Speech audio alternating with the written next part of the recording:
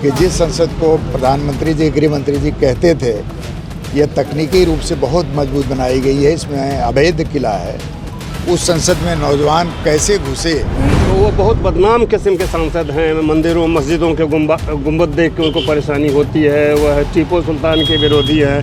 वह मैसूर को उन्होंने जला देने की कोशिश। तमाम ऐसे लोग साहित्यकार, लेखक जिन्होंने इस सरकार के विरोध में लिखा, आज जेलों में बंद हैं। जनता की आवाज़ नहीं सुनना चाहते, विरोध नहीं सुनना चाहते, आत्ममुग्ध प्रधानमंत्री हैं। संसद में जो नौजवानों ने जा कर के वहाँ पर अपनी बातों को कहा, तानाशाही मुर्दाबाद, बेरोजगारी मुर्दाबाद और महिलाओं का उत्पीड़न बंद करो।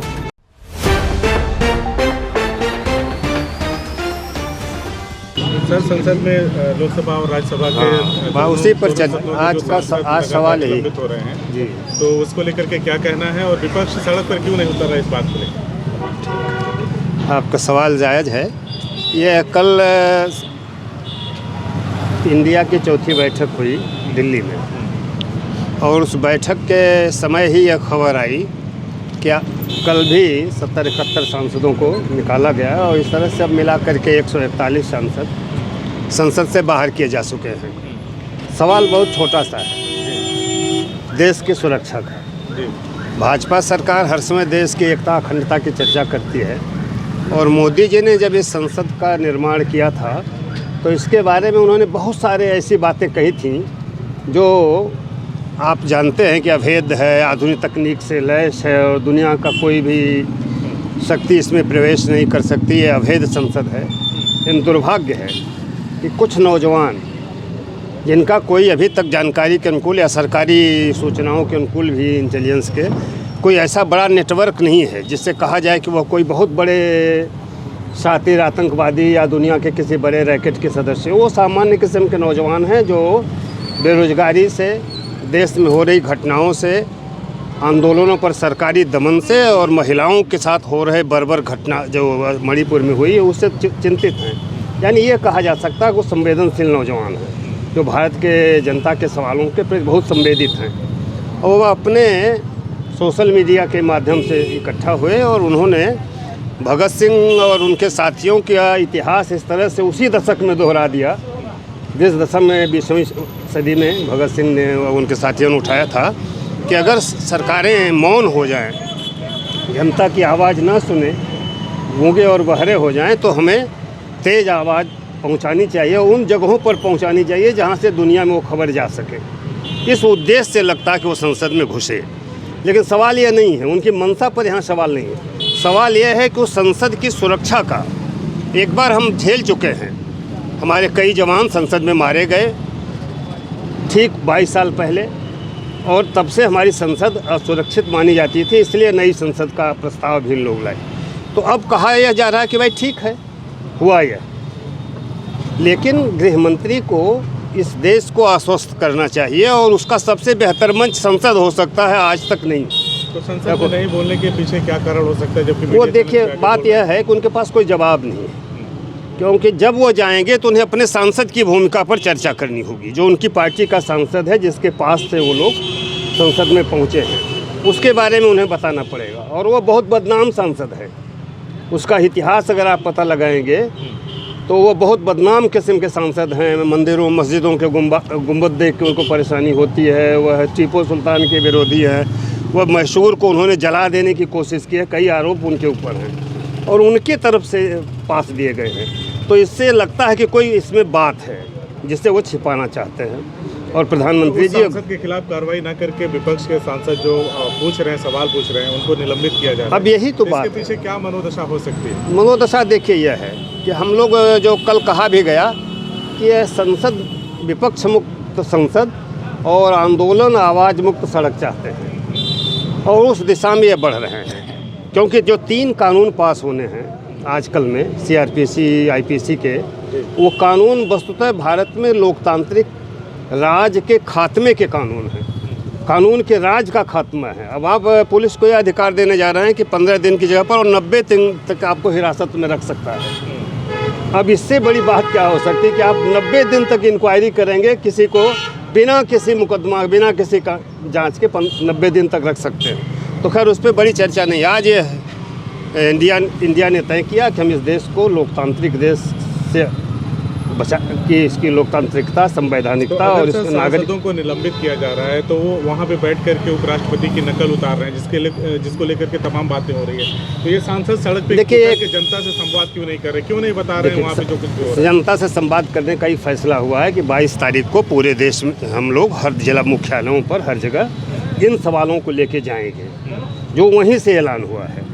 जो ये कह रहे हैं कि जो एक नैरेटिव गढ़ा जा रहा है कि क्यों यहीं आ रहे हैं, क्यों इसके बाहर नहीं जा रहे हैं, उस नैरेटिव का जवाब यही लोग इंडिया ने दिया कि हम 22 तारीख को पूरे देश में हर मुख्यालय पर ये बताएंगे कि हो क्या रहा है संसद में, संसद को करना क्या चाहिए और कर क्या रही है, और वह सांसदों पर क्यों हमलावर है, क्योंकि वह आवाज़ सुनना नहीं चाहते, जनता की आवाज़ नहीं सुनना चाहते, विरोध नहीं सुनना चाहते। आत्ममुग्ध प्रधानमंत्री हैं, उन्हें वह बात हम नहीं कर रहे हैं। यह उनके एक बड़े सेक्रेटरी अनिल स्वरूप ने रिटायर होने के बाद जो दो विभागों के चीफ सेक्रेटरी थे, उन्होंने कहा कि पूरे मंत्रिमंडल में किसी के पास कुछ भी सलाह देने की हिम्मत नहीं है, नौकर साहब वही करता है जो प्रधानमंत्री चाहते हैं। यानी उनके यहाँ जो स्रोत हैं सूचना के वो गायब हैं, एक तरफा सूचना उनके यहाँ पहुँचती है जो उनके मन के लायक होती है, इसलिए यह विरोध उन्हें पसंद नहीं है। इंडिया गठबंधन की कल जो बैठक हुई उसमें क्या क्या फैसले हुए? अभी तो उसमें यह हुआ है कि हम जन जागरण में जाएंगे, हमको इस सरकार को हराना है, संसद में बहुमत हासिल करना है।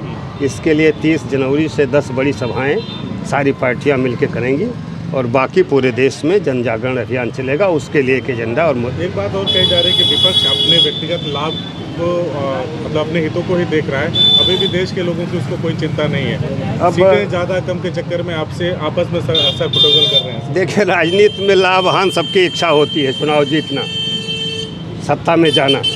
ये बात एकदम से कुतर्क है कि विपक्ष अपना फ़ायदा देख रहा है। अब सवाल यह है कि विपक्ष उन सवालों को उठा रहा है कि नहीं जो आज जनता के सवाल हैं। विपक्ष ने सीधे कहा है कि यहाँ बेरोजगारी है, महंगाई है, आप एक समाज का एलिनेशन कर रहे हैं, आप सांप्रदायिक उन्माद पैदा कर रहे हैं, आप देश की सही संसद को सुरक्षित नहीं रख पा रहे हैं, उसकी रक्षा नहीं कर पा रहे हैं, और यहाँ तक भारतीय लोकतंत्र को आप ढहा देने में लगे। विपक्ष तो ये कह रहा है कि इतिहास की सबसे ज़्यादा बेरोजगारी है, कानून लॉ ऑर्डर एकदम से ध्वस्त है, और पूरा देश 3 हिस्से में बांट दिया आपने 10 साल में। दक्षिण भारत अलग हो गया, कावेरी से दक्षिण आपकी स्थिति क्या है, आप पूर्वोत्तर के 9 राज्य आप देख रहे हैं किस तरह से जल रहे हैं। कश्मीर के साथ पंजाब भी आपने जोड़ दिया, वहाँ आतंकवाद करके कश्मीर के सवाल को आप पंजाब तक विस्तारित कर रहे हैं। तो आप तो देश को तोड़ रहे हैं। संसद ये विपक्ष उठा रहा है कि हमें देश की एकता के लिए, देश के किसानों मजदूरों के MSP का सवाल कल रखा गया। कल जो 4 एजेंडे उसमें MSP है, उसमें बेरोजगारी है, उसमें लोकतंत्र की रक्षा का सवाल है, उसमें सांप्रदायिक उन्माद के सवाल के खिलाफ लड़ना। ये 4 कल के मुद्दे हैं जो वहाँ से लिए गए, जिसको लेकर हमको 22 तारीख को बात भी करनी है, पूरे देश के सामने रखना है। तो ऐसा नहीं है। अब कहेंगे आप तो लोकतंत्र तो राजनीतिक दलों के रूप में अभिव्यक्त होता है। लोकतंत्र में जनता की आवाज़ राजनीतिक दलों के मंच से ही जाके अभिव्यक्त होती है कि कितना उसको वोट मिला, कितना जिसको ज़्यादा जन समर्थन मिलता है वो सरकार में जाता हो तो क्यों न चाहेंगे। करके इंडिया गठबंधन में जो उपायों की स्थिति देखिए, अभी इंडिया गठबंधन बसपा के अखिलेश यादव ने जब ये बैठक की शुरुआत हुई तो जिस तल्ख अंदाज में कांग्रेस से मुखातिब हुए, उस पर क्या कहना है? देखिए, ये है 28 दलों के गठबंधन है, बहुत सारे विचार हैं, बहुत सारे सोचने समझने के ढंग हैं, बहुत सारी ऐसी बातें हैं जिसमें मतभेद झलकेंगे ही। हम सारे अपने वैचारिक मतभेदों को ख़त्म करके वहाँ नहीं हैं। सब लोगों के पास अपने अपने विचार हैं, इकॉनमी पर अलग होंगे, किसान पर अलग होंगे, जाति जनगणना को लेकर बहुत सारे विभेद हो सकते हैं, सोशल जस्टिस को लेकर के विवाद हो सकते हैं। लेकिन हमारे सामने इससे बड़ा सवाल आ गया है कि देश का डेमोक्रेसी रहेगी कि नहीं, हमारा लोकतंत्र रहेगा कि नहीं, हमारा संवैधानिक भारत रहेगा कि नहीं, सवाल यह है। तो इसलिए हम इन सब सवालों को लेकर के इंडिया की बैठक हुई और उस बैठक में सकारात्मक कदम उठा। जैसा ये उम्मीद थी कि 5 राज्यों के बाद प्रचार हुआ कि अब इंडिया ख़त्म हो गया, ये हो गया, एकता टूट गई, उस भ्रम को हमने कल तोड़ करके रख दिया और अपनी एकता दिखा दी है। जो कल इंडिया गठबंधन की बैठक थी जिसमें 28 दलों के लोग शामिल थे, उन लोगों ने तय किया कि अब स्थिति बद से बदतर होती जा रही है और जिस तरह से पार्लियामेंट के अंदर पार्लियामेंट सदस्यों की बर्खास्तगी ये देश के इतिहास में पहला अवसर है कि इतनी बड़ी संख्या में सांसदों की बर्खास्तगी हो रही है। यह सरकार बिल्कुल संविधान, लोकतंत्र सबको ताक पे रखकर तानाशाही के रास्ते पर चल चुकी है। ये अपने खिलाफ उठने वाली किसी आवाज़ को सुनना नहीं चाहते, देखना नहीं चाहते, और इस कारण आज जिस तरह से पूरे देश का माहौल बना है, महंगाई, बेरोज़गारी और शिक्षा में जिस तरह का परिवर्तन किया जा रहा है, इन सब मसलों को लेकर के आज नौजवान भी जागरूक हो चुका है। और संसद में जो नौजवानों ने जा कर के वहाँ पर अपनी बातों को कहा, तानाशाही मुर्दाबाद, बेरोज़गारी मुर्दाबाद और महिलाओं का उत्पीड़न बंद करो, ये मसले ऐसे हैं जो आज देश के हर व्यक्ति के सामने दिखाई दे रहे हैं। निश्चित तौर पर उन लोगों ने अपनी बात जनता को बताने के लिए संसद का उपयोग किया, लेकिन सबसे बड़ा सवाल है कि जिस संसद को प्रधानमंत्री जी, गृह मंत्री जी कहते थे यह तकनीकी रूप से बहुत मजबूत बनाई गई है, इसमें अभेद्य किला है, उस संसद में नौजवान कैसे घुसे और अपनी बातों को उन्होंने कहा, निश्चित तौर पर यह गवर्नमेंट का फेल्योर है। यह सरकार फेल है कानून व्यवस्था के नाम पर, यह गवर्नमेंट फेल है। लोग ये कह रहे हैं कि अगर वो जो नौजवान थे संसद में जिन्होंने इस तरह का कृत्य किया, अगर वो मुस्लिम होते या विपक्ष का सांसद उनको विजिटर पास बनवा करके वहाँ बुलाया होता, तब की स्थिति क्या होती? देखिए, वो तो नौजवानों ने बड़ी सूझबूझ का काम किया, उसमें कोई माइनॉरिटी के लड़के को उन लोगों ने नहीं लिया, और वो अभी जो पास मिलने का साधन उन्होंने बनाया, वो भाजपा के सांसद, जो सांसद बड़बोले हैं, कुछ भी कह सकते हैं, उनके माध्यम से वो नौजवान पार्लियामेंट में गए और पार्लियामेंट में उन्होंने देश के बुनियादी सवाल को रखा। ये बात आपकी सही है कि अगर उसमें कोई मुसलमान होता तो आज मोदी और अमित शाह जी उस घटना को दूसरी तरफ मोड़ देते, पाकिस्तान की तरफ मोड़ देते, आतंकवादियों की तरफ मोड़ देते। लेकिन उन लड़कों ने बड़ी बुद्धिमानी किया कि आज उन लोगों को साथ में नहीं लिया, जबकि ऐसे लोग बहुत लोग हैं। तो निश्चित तौर पर इस देश में जो समस्याएं हैं बढ़ती जा रही हैं, तानाशाही बढ़ती जा रही है, और तानाशाही के बल पर यह सरकार सभी मुद्दों को कुचलना चाहती है। महंगाई, बेजोड़ महंगाई है, बेरोज़गारी बढ़ती जा रही है, धर्म और जात के नाम पर लोगों के ऊपर जुल्म हो रहे हैं, बंटवारे करते जा रहे हैं। ऐसी स्थिति में इंडिया गठबंधन ने यह तय किया कि हम 22 तारीख को, 22 दिसंबर को पूरे देश में हर जिला मुख्यालयों पर इस संबंध में प्रदर्शन करेंगे, धरना करेंगे, अपनी बात को जनता के बीच में ले जाने का काम करेंगे। सर, उन लड़कों ने जो तरीका अपनाया अपनी बात कहने का, उससे कितना हद तक आप संतुष्ट हैं या सहमत हैं? आपको लगता है कि उनका तरीका ठीक है? देखिए, जब सीमाएं पार कर जाती हैं, लोगों को लगता है कि यह सरकार, अब जो लोग अपनी बात रख रहे हैं, जो विरोध की बात कर रहे हैं, तमाम ऐसे लोग साहित्यकार, लेखक जिन्होंने इस सरकार के विरोध में लिखा, आज जेलों में बंद हैं, उनकी जमानतें नहीं हो पाई।